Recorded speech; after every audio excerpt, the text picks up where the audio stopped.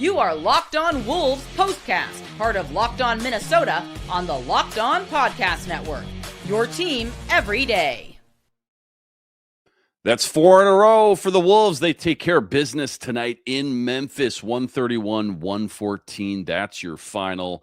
What's going on? Back in the lab, back at it. Another T-Wolves postcast right here, right on the podcast network, which, by the way, thanks to you guys, is now the #1 sports network. Jack Borman with me, as always. Wolves expert, NBA expert.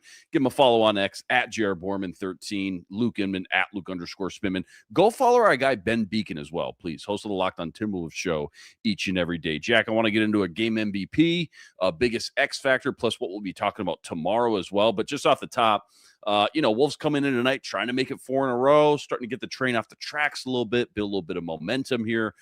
3 straight on the road starts tonight in Memphis, first of 2 in a row with Memphis as well. Grizzlies banged up and on a back-to-back as well. And the Wolves came out, and they came out punching. They came out fast. They never really looked back. Up 9 at halftime. They doubled that by the end of the third quarter. They were up 18. Largest lead was 22 in this one. And Anthony Edwards, another 30-plus point game on the road. Rudy with 16 boards, 7 assists from Julius Randle. Naz Reid was fantastic again with 20 off the bench. Wolves win their 4th in a row, Jack, and now get to do it again with the Grizzlies in less than 48 hours. Your thoughts? Yeah, they do. I mean, it's obviously great that the Timberwolves, lose 5 in a row and turn around and win 4 in a row. And I think for the Wolves, I mean, there's no reason that the momentum should slow down anytime soon. I think it's a very light schedule. I mean, outside of a game against a really solid Toronto team, up there on the road on Wednesday, and then a home game against the red hot Clippers, who have been the best team in the West over the last month, next Sunday at Target Center. I mean, the Timberwolves should be favored. Even with those 2 games, the Timberwolves should be favored in every single game from here to the rest of the All-Star break. So they have a really good chance to, not only kind of put a little bit of distance between themselves and that 6-7 play-in line. I think that they should be feeling really good about where they're at, and we all know what the Timberwolves have done coming out of the All-Star break into March and April the last couple of seasons. So obviously, great win for the Timberwolves, and an expected result given how many guys were out for Memphis, and I'd anticipate that they only get Jaren Jackson and maybe John Conchar back for the game on Monday, considering that those were the only 2 guys that played last night that did not play tonight. Otherwise, 4 guys for the Timberwolves scored 20 or more. That's only the second time that's happened all season. So the other was the win over Cleveland back on January 8th. So obviously great to see not only Ant and Julius play really well like they should, but for Naz and Jaden to build on what were really strong performances, co-starring in that win over Oklahoma City on Thursday, to come right back around and just build on the positive momentum, right? I mean, for Jaden McDaniels, his last 2 games, 41 points, 16 of 25 from the field, 8 of 10 from 3, and has 2 blocks in there as well. So I think especially for Jaden playing really well, despite some of the outside noise potentially with the Wolves being in that Giannis conversation, he would unquestionably be part of any type of trade that would take place. I think it's highly unlikely at this point, but still nonetheless that affects guys, and it hasn't affected Jaden. So it's great that he's been able to kind of hunker down and play well. And then it was a really good jump shooting night for the Timberwolves, right? The Grizzlies outscored them in the paint pretty much the whole night. It ends up being 64-40. A lot of times when you get outscored in the paint that badly, you end up losing by double digits. But the Timberwolves win by 17 and put a 131 spot on the board just on the back of excellent jump shooting. They're 18 of 37 from 3, 49%. And then on their 2-point jump shots, they shot 57%. I think anything really above 45% on 2-point jumpers is great. So the fact that the Wolves were well above that was fantastic. And then again, you see Naz, Julius, Jaden, and Dante, who only played 18 minutes tonight, all make at least 3 3-pointers. And how refreshing is it, right? That Anthony Edwards can go 1 of 6 from 3 and the Timberwolves still shoot 49% from 3 is awesome. And then sticking right with Ant, right? He and Julius, I thought both started this game no, just really tunnel vision, isolation heavy in a way that was rather unpleasant to watch at times. But I thought the way that both of those guys rebounded in a really mature way. I don't know if someone said something to them on the bench in the first or second quarter or at halftime, whatever the case may be, and they turned around and played phenomenal basketball. Really, the last 2.5 quarters, I thought. For Ant to have 33 points, get to the line 16 times, have 0 turnovers until that shot clock violation at the end of the game, I believe, was just tremendous. And then for Randall as well, I thought he really settled in, especially in the second half. 27 points. He's 4 of 6 from 3 in this game, and that's important. I mean, he was 2 of 2 in the second half the other night. So for him to be 6 of 8 from 3 after shooting 30-ish% for the entire month of January is great to see. And also had 7 assists in this game, and was really important and as a playmaker in the middle of the floor to help get this one over the finish line. So all in all, a really good win for the Wolves, despite getting absolutely destroyed in bench points, 56-31, and in the paint, 64-40, because they were a plus 24 on the 3-point line. You are muted. Thank you. Let's get into some love with our player of the game here, Jeff. This is the Locked On Player of the Game. All right, 14 30-plus point games for Anthony Edwards on the road now, second to only SGA in the NBA. Just another nasty performance from Ant, right? He kind of lulls us, it feels like, from game to game. We're just used to this, right? The bar's so high. But, when you step back, another nasty performance from Ant. And we kind of saw his deep bag of tricks tonight, it felt like, did we not?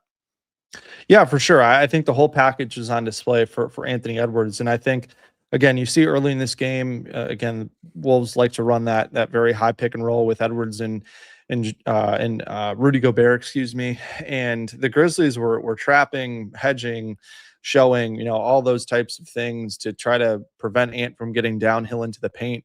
And I think where we've seen Ant kind of round out the proverbial edges of his game has just been with his patience, right, as a ball handler in the middle of the floor.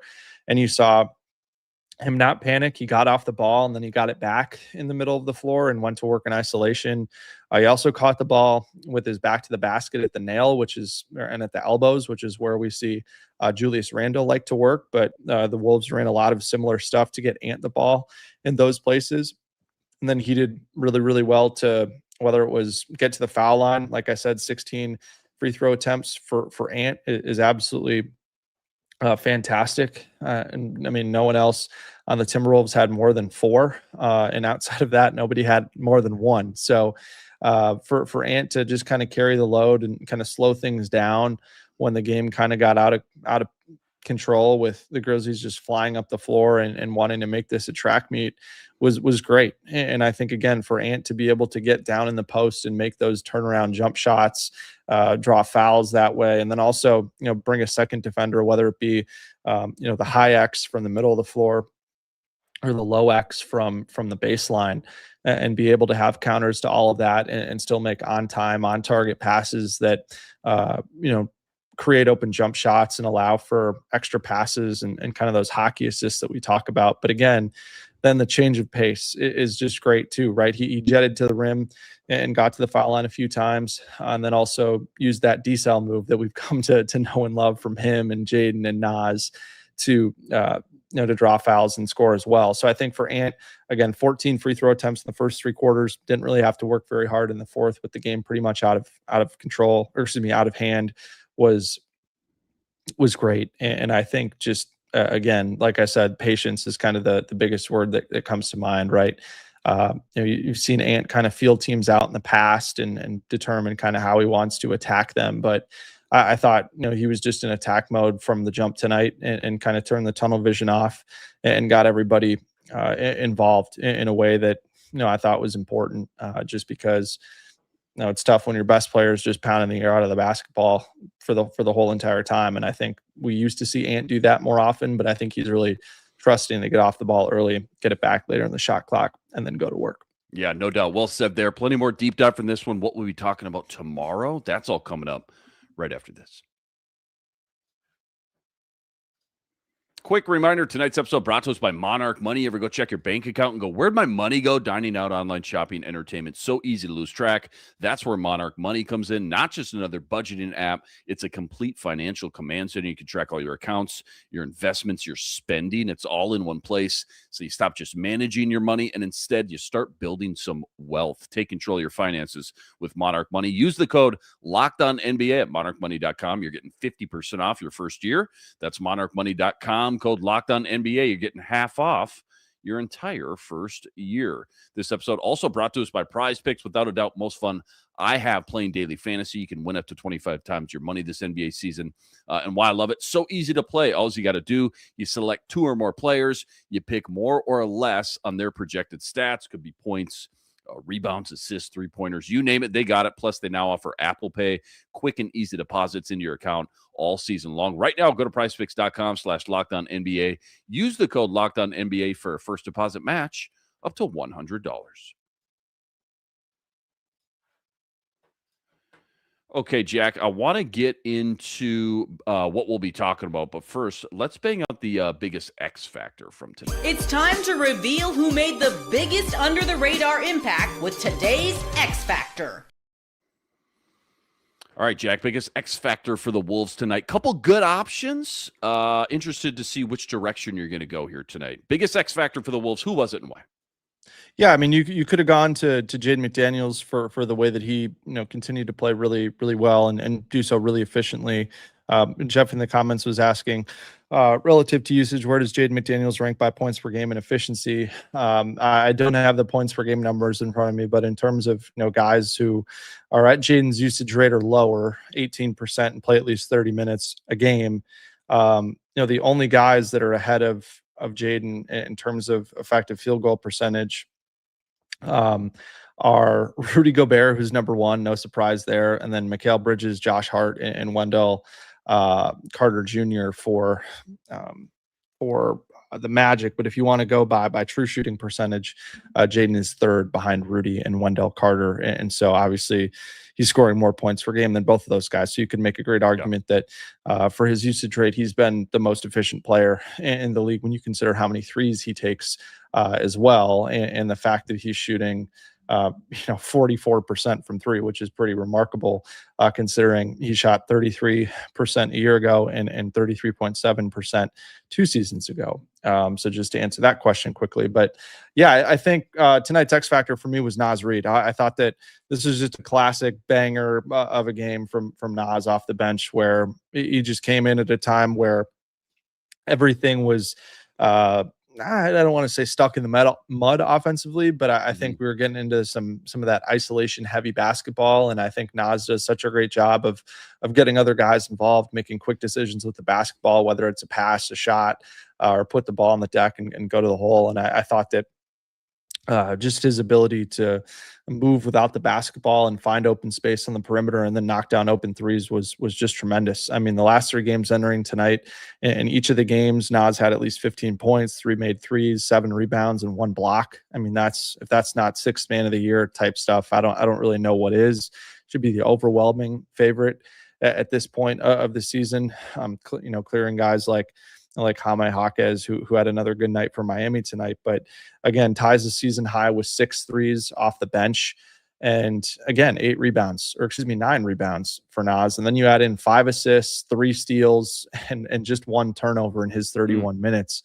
I mean, he was everything the Timberwolves needed him to be. And I thought he was super important in the Timberwolves, getting out to a fast start in the second quarter that really kind of put this game, I don't want to say it completely out of reach, but had the Timberwolves feeling comfortable for the majority of the night, given the talent disparity of the available players in this game. So I can't say enough good things about Naz, and I just think it was important to see the bench, led by Naz, obviously, to grab a big lead in that second quarter. I mean, we don't see very often that the bench is the unit that's running up the score for the Wolves, but to see everybody except Bones Highland in the positives and healthy positives too. I mean, Naz plus 15, Mike plus 18, Jalen plus 18, all really, really important, and good to see them being a catalyst for winning instead of just kind of treading water, if you will. Yeah, a couple quick hitters real quick before we get into what we'll be talking about. I kind of wanted to ask you, just still trying to figure out what to make of Mike Conley and Bones Highland minute by minute, game by game. You just mentioned Mike Conley, low-key solid game, plus 18 on the night. Bones Highland, kind of an off night where we're kind of, just hot and cold with him. It feels like kind of inconsistent game to game. But, I'm still trying to figure out the dynamic, the game plan, the blueprint, the vision as we near this trade deadline. Just 2 games left, Jack. Yeah. And I think for Mike specifically, I think tonight was a really good case for why he's been getting minutes, right? I thought that defensively, he played really, really well, showed off his quick hands, had a couple of turnovers that were, unfortunate, I think, in terms of the timing of them. But again, 2 steals, 2 blocks for Mike as well. Just his hustle on that end of the floor, I think, is really important, especially at least in Chris Finch's mind. And again, for him also, 3 rebounds, 2 assists, missed the 1 shot he took. I think that he did it. I think Mike's had the ball in his hands a little bit more when he's been playing, which I think has been important and allowed him to make a better impact. And I think that was important for Naz in this game too, just to kind of get things a little bit more organized and allow for Naz to come off of some screens and set up some open 3-point looks, which was good to see. And I think, if Mike's going to play, you want him to play well. You want every guy that, if they're going to play well for the Timberwolves. And I thought that he played really well, and it was a night that they needed him to play well because Bones struggled in this game. And again, I think there's certainly merit to the argument for Bones playing over him just as a developmental case. Mm-hmm. And you wish Bones would be better on defense, especially considering that he's got a 6'9" wingspan, which is pretty impressive for a guy his size. But it was a tough one for Bones, not necessarily on the defensive end of the floor. He did have 3 fouls in 13 minutes, but just offensively, I didn't think he was aggressive enough, right? I think, I asked Chris Finch on Thursday before the game, just like, what are the common denominators between when Bones plays well and when he doesn't play well? And what Chris Finch told me was he goes somewhere with the ball, was what he said. The common denominator of the good games are. And Bones didn't go anywhere with the ball tonight for the majority of the game. Most of his assists were just, passes from the top of the key to the slot, 1 pass away, making simple passes, nothing where he was, doing anything crazy, getting into the paint, playing in pick and roll, kicking the ball out, anything like that. And all 3 of his shot attempts came from beyond the arc. And I know that Bones is a really good shooter, but I think he would tell you that he needs to do a better job of getting into the paint and scoring, whether it's in transition or in the half court, just using the speed that we've seen the last few games. So I think, that's been the difference in Chris Finch's eyes. And I think he would probably tell you the same thing tonight. So for Bones, I think, at least as it stands, in order for him to leapfrog Mike in minutes, he's got to be significantly more impactful offensively than he was tonight. I think you need to see more of the games like you saw in Oklahoma City, where he, infused the game with a ton of positive energy, got to the rim, totally pushed the pace and used his speed and transition, and just didn't see enough of that tonight. But also good that Jalen Clark played really well, had a couple of nice, again, his usual excellent self, played really good defense on Coward. Mm-hmm. And again, just did everything they asked him to do. And I think he's starting to stack some really good performances now. And, hope is that turn around and do it again.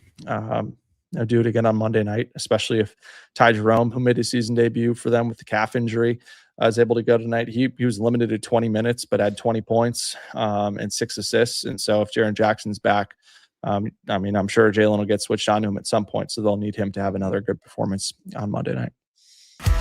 This is what you'll be talking about. All right, just a minute or 2 left here, but 4-game win streak, 6 more to play before the break. I'm looking at the schedule. Never want to get too ahead of ourselves, especially with this team, right? Specifically, but I don't know, man. 8-2, dare I say, 9-1 run heading into the All-Star break feels very, very attainable, very plausible right now. Jack, would you agree? I would agree. I think that's probably fair that they lose 1 or 2, but again, I think those are the types of runs that you need to have at this point of the season, when you've got a softer point to be able to catch up to the San Antonios, the Houstons, the Denvers, who have really done a good job of of just kind of holding serve with the standings right now. And then you've seen teams that have been caboosing it with Phoenix and Portland and Los Angeles. The Clippers starting to play much better. So things are just getting a little more interesting. And hopefully Anthony Edwards will be good to go Monday. Was grabbing at his left hip, lower back a lot in that second quarter. Didn't do it as much the second half, but that's something that may bug you more when you wake up the next day. So that's something. And then again for Memphis on Monday, I'd expect Jaren Jackson Jr. and potentially John Conchar to both be available for that game. Again, it was the second end of a back-to-back for Memphis. They played really hard on a second end of a back-to-back, so give them credit. But I'd expect them to return. So the Wolves will need to, I think, bring much better effort and energy on the defensive end of the floor if they want to come away 2-0 in Memphis. Great stuff, man. As always, T-Wolves rip off their fourth victory in a row. 131-114. That was the final. 31-19 now on the year. 12 games now above 500. Much love to all you guys, all the everydayers out there that always make us your first listen. All you guys coming in the chat with us from game to game as well. Like and subscribe if you haven't already. Please go follow Jack at JRBorman13. We're back Monday, round 2. Run it back in Memphis again, 6:30 p.m. tip for that one. Until then, though, appreciate all you guys. We'll talk to you next time. Signing out.